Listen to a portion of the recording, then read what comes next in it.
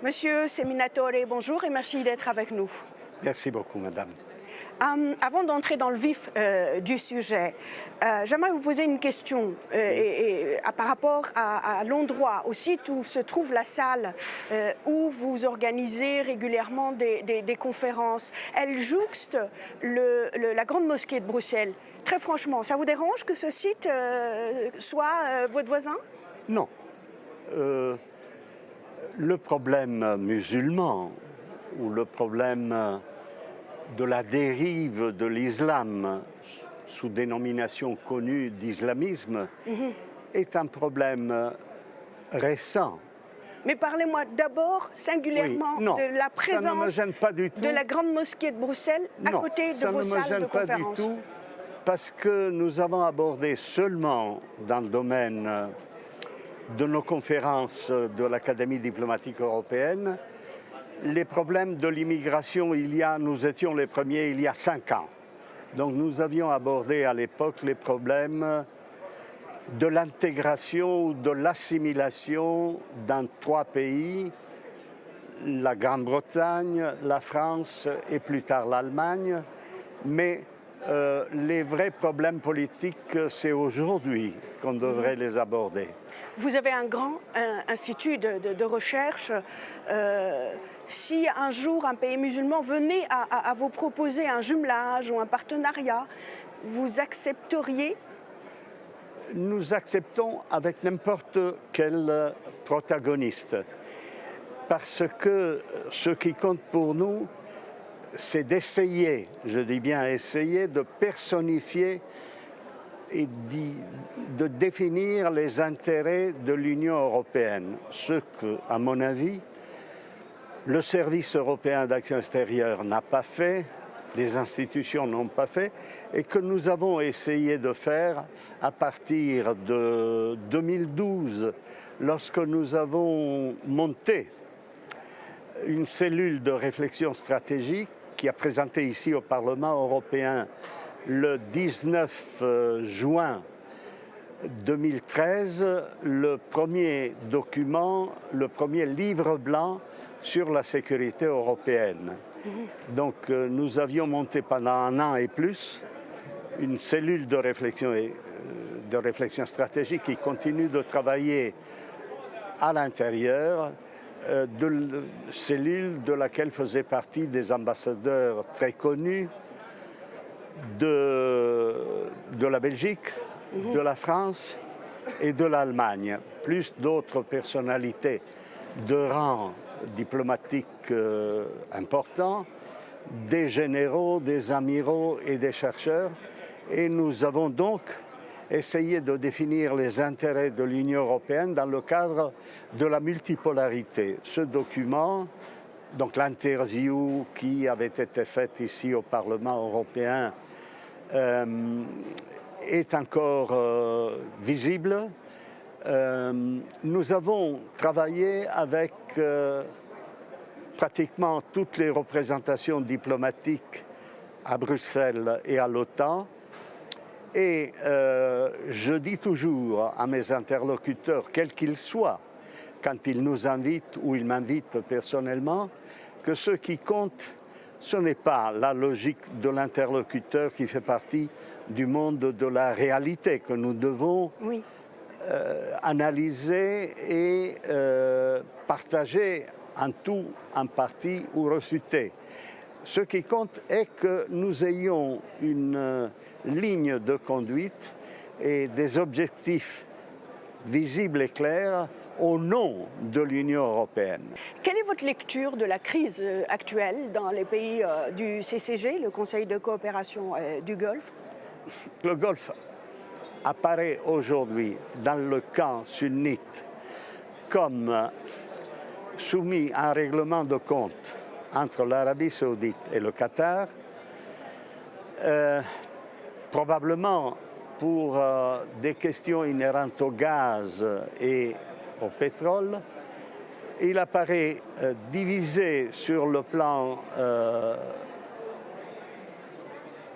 de l'ambition hégémonique, puisque les mots diplomatiques et les échanges diplomatiques entre l'Arabie saoudite et l'Iran sur les ingérences et les mainmises réciproques ne sont pas à qualifier comme diplomatiques, mais comme des mises en garde qui pourraient à tout moment déboucher sur un conflit. Alors justement, vous pensez que l'Arabie saoudite a bien fait de s'allier avec Israël pour contrer l'influence de l'Iran dans la région? Donc Israël a une politique autonome. Il n'est pas un allié permanent ni du Shah d'Iran à l'époque, ni de la Turquie plus tard, ni même de l'Arabie saoudite. L'équation stratégique qui menace en permanence l'État d'Israël a été par le passé le soutien de l'Iran à la Syrie, et donc à l'époque où la Syrie avait une capacité de gestion de sa propre aviation et d'influence sur les Hezbollah du Liban, il pouvait, à travers les Hezbollah, menacer le sud d'Israël avec des roquettes qui tombaient souvent en territoire israélien. Donc, Israël ne s'est jamais lié les mains sauf avec les États-Unis, comme protégé des États-Unis, mais quand même doué d'une capacité d'action autonome. Et même à l'époque de Kissinger, les décisions étaient prises par le cabinet israélien et pas sur la base d'une alliance préconstituée. Parce que l'alliance suppose... Moi, j'aimerais beaucoup que vous répondiez directement aux questions. Oui. Parce que 26 minutes, vous savez, ça passe très, très vite. Oui. Je sais que vous êtes un fin connaisseur non. De la géostratégie dans la région du Moyen-Orient. Vous connaissez très bien aussi les politiques européennes. Par rapport à l'Europe, vous pensez que, justement, l'Union européenne a vocation de se positionner au Moyen-Orient? Non, c'est fini. C'est une histoire finie pendant longtemps, pendant encore il y a quelques années. Si vous alliez au Moyen-Orient, les accords Sykes-Picot faisaient référence à des zones d'influence qui ont disparu, soit pour la Grande-Bretagne, soit même pour la France, dont l'attitude récente de recevoir Hariri désigne la tentative de se réinsérer dans un jeu ou dans la cour des grands qui est dictée aujourd'hui par la Russie et par les États-Unis sont partis parce qu'après la politique du pivot, ils se sont orientés vers l'Asie-Pacifique et le budget de la défense 2017 le témoigne. Donc les gagnants du jeu d'expulsion de combat de l'État islamique a vu pour l'instant deux gagnants, la Russie et la Syrie. Quel sera le jeu entre la redéfinition des zones d'influence entre l'Iran, qui est également gagnant dans cette histoire, et qui a une majorité chiite en Irak, le Hezbollah libanais. Vous vous éloignez du rôle de l'Union européenne dans la région? L'Union européenne, je ne crois pas qu'ici, elle est un jeu à jouer. C'est quelques États qui ont vendu des armes, comme la France ou la Grande-Bretagne, pour ainsi dire, qui ont vendu des armes et qui peuvent pactiser, qui peuvent obtenir des contreparties. Mais l'Union européenne en tant que telle, non. Parce que l'Union européenne, dans son jeu civil, et pas civilo-militaire, a toujours joué à des jeux d'influence pacifiants, où elle donnait de l'argent sur la base de pactes de coopération pour le développement. Or, l'Arabie saoudite n'a pas besoin de l'argent de l'Union européenne aujourd'hui. La Turquie a sa place dans l'Union européenne? Non, jamais. Jamais elle a eu de la place parce que quand on avait réouvert les négociations pour l'adhésion, je crois que c'était en 2004, il y a eu un grand combat pour et contre. Aujourd'hui, la Turquie s'est éloignée trop de ce qui sont les points d'adhésion de l'Union européenne, notamment sur plusieurs points. La division et la distinction permanente entre de statut civil, juridique et politique entre l'homme et la femme, entre les musulmans et les non-musulmans. Elle s'est éloignée pratiquement aussi d'Israël. Elle a essayé maintenant, après le coup d'État avorté, de définir une ligne de convergence avec la Russie pour pouvoir profiter de l'utilisation des eaux territoriales de la Méditerranée où il y a des puits de pétrole, mais qui sont déjà attribués par Israël et par Chypre. Donc je ne vois pas comment l'Union européenne pourrait se remettre dans le jeu, parce que l'Union européenne n'a pas un élément de, comment vous dire, de coercition. Pour influencer, il faut avoir le bâton et la carotte. L'Union européenne a la carotte, mais n'a pas le bâton. Nous sommes dans une phase de réouverture de tous les conflits, et donc la carte du Proche et Moyen-Orient sera redessinée à partir du moment où on saura s'il y aura confrontation entre l'Iran et ses alliés et l'Arabie saoudite et ses alliés. Et Israël. Vous appelez souvent, à travers de vos écrits, vos conférences, vous appelez l'Europe à se libérer de toutes les influences extérieures. Qu'en est-il de l'influence de l'Europe à l'extérieur? C'est difficile de donner un jugement univoque. Autrement dit, est-ce que vous ne voulez pas d'influence?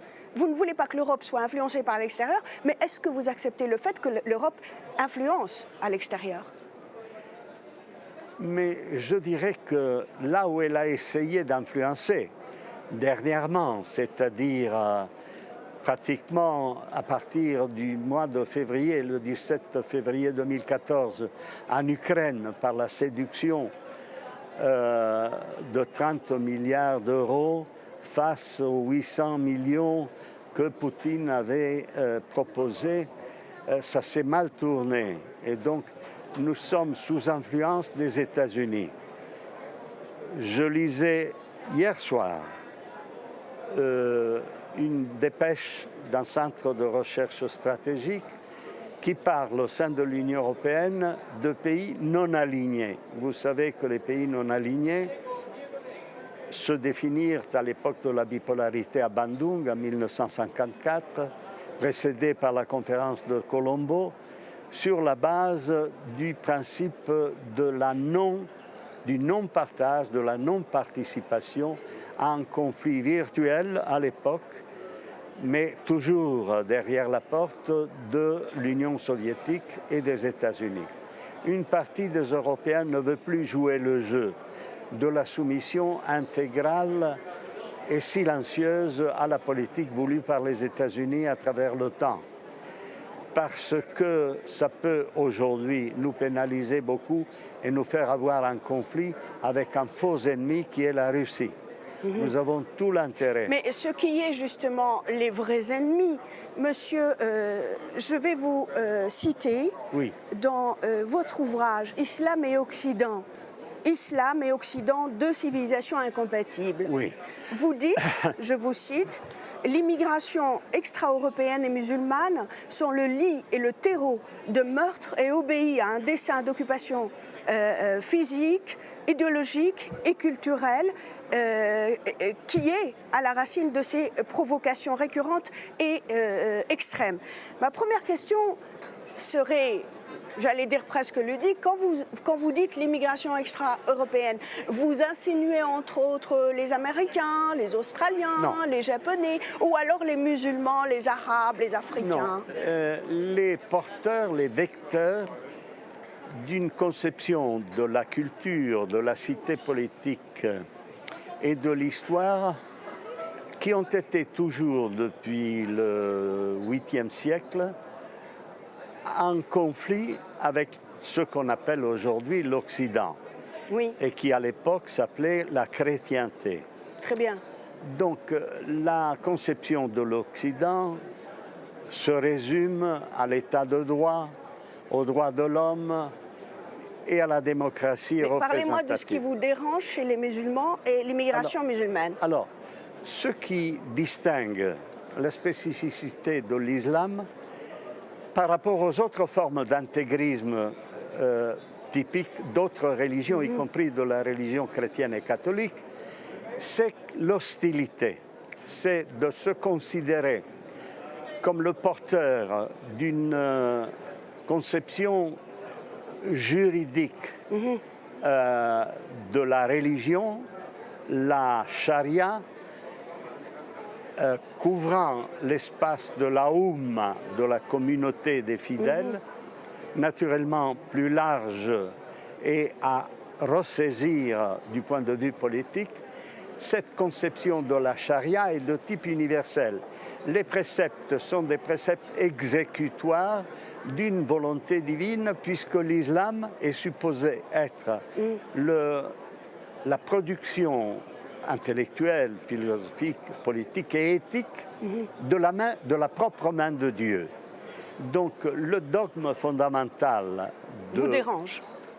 Non, c'est qu'il ne peut pas se soumettre la supériorité virtuelle de vocabulaire, de présentation du Coran par rapport à une législation nationale. Moi, je vous parle d'aujourd'hui, de fait. Oui, oui. Je vous ai dit, nous sommes une chaîne de télévision tout à fait libre et vous avez libre cours. Oui. Et j'aimerais beaucoup que vous dites le fond de votre pensée parce Oui. que je vous l'avais Oui, oui. dit, je vous suis régulièrement dans vos conférences et ça n'est pas ce langage que vous tenez lors des conférences.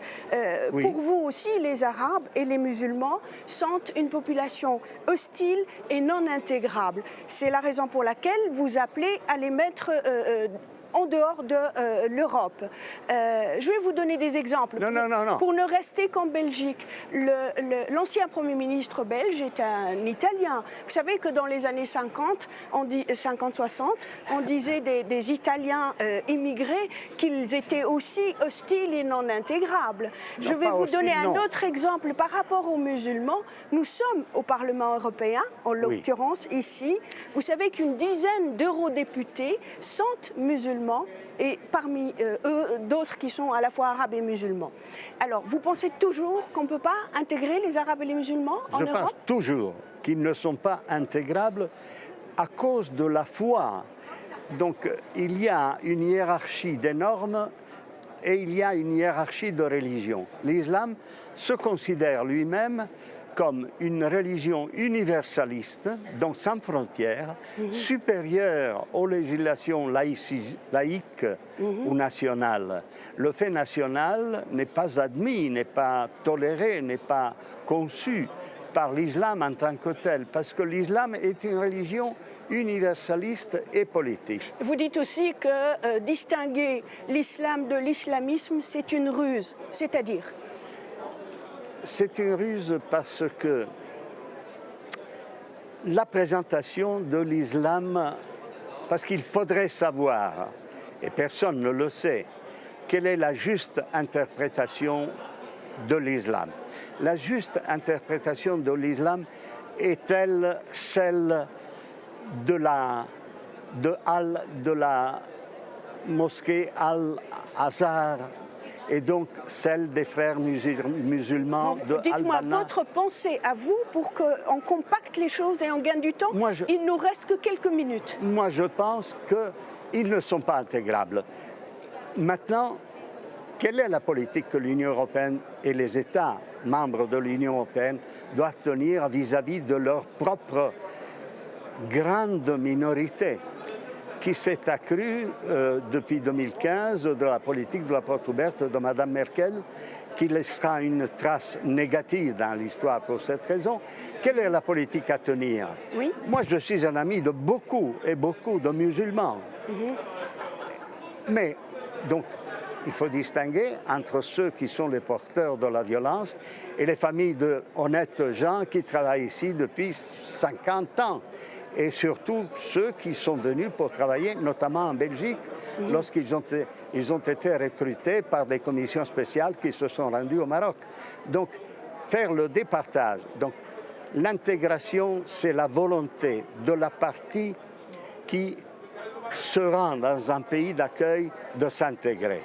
Je ne vois pas, sauf dans la vieille émigration, dans les jeunes générations, une volonté d'intégration. J'ai eu beaucoup d'étudiants musulmans. Oui. Et dans les années à Paris, à Paris 8. Paris 8 est l'équivalent de Molenbeek à Paris. Je connais la transformation de cette ville depuis que mon université a été installée là-bas. Oui. Donc les jeunes musulmans, même de la deuxième génération, ne veulent pas s'intégrer. À mon grand étonnement, je pourrais vous citer des anecdotes. Moi, je vais vous citer pour une dernière fois parce qu'il nous reste quelques petites minutes. Oui. Vous dites aussi dans le même ouvrage, la défaite musulmane en Espagne et la Nakba des Arabes en Palestine ont provoqué chez les musulmans une haine inassouvie. Elle brûle dans le cœur des djihadistes. Oui, oui. Parce que vous ne pensez pas que c'est votre discours, quelque part, qui est haineux? Non. C'est un discours de constat. Moi, je ne porte de la haine pour personne. Je constate que ceux qui vont combattre les armes à la main, les citoyens du pays qui leur a donné le passeport, je pense aux Français surtout, doivent rendre leur compte quand ils reviennent.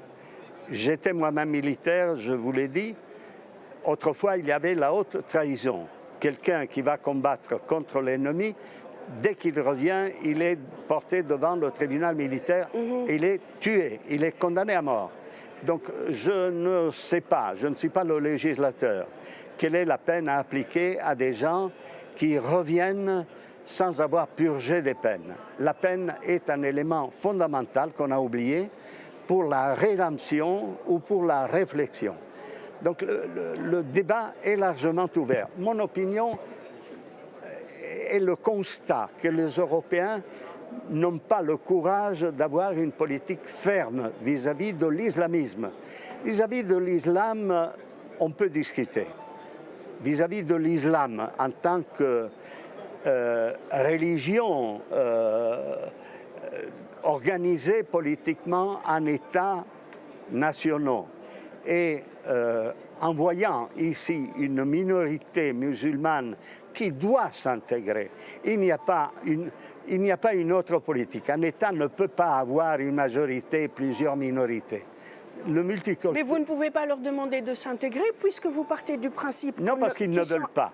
Qu'ils ne sont pas intégrables et que les musulmans n'ont pas droit de citer en Europe. Mais c'est pas nous qui le décrétons. Dans une vidéo où justement vous disiez que vous étiez militaire, vous remettez un uniforme et vous vous adressez aux populations européennes et vous leur dites qu'il faut que l'Europe doit déclarer une guerre aux musulmans. Non. Est-ce que cela est l'opinion de la majorité d'Européens ici? Elle est de plus en plus l'opinion de ceux qui sont frappés à tout moment, à tout carrefour, sans le savoir, par des crimes, par des actes de barbarie. Donc l'affrontement est un affrontement qui vient, qui gronde, qui monte. Je ne suis pas le seul à dire ça. J'ai mis l'uniforme uniquement pour montrer la gravité de la situation. Et j'avais terminé de lire un livre, La guerre civile qui vient, d'Ivan Rioufol, éditorialiste du journal Le Figaro, qui est l'un des deux grands journaux français. Calvar, qui est le chef des services de renseignement de la France, a fait 2 rapports l'année dernière à la Commission des affaires étrangères et de défense du Sénat et de l'Assemblée nationale pour dire exactement les mêmes choses, qu'il faut s'attendre au pire.